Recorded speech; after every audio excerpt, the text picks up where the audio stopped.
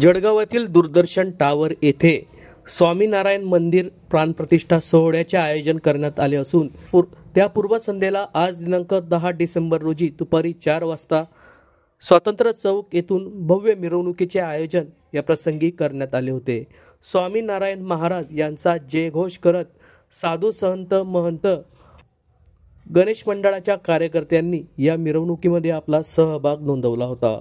यावेळी पारंपरिक वेशभूषा परिधान करत स्वामीनारायण महाराज की जयचा जयघोष करत भक्तगणांनी या भव्य मिरवणुकीमध्ये आपला सहभाग नोंदवला होता।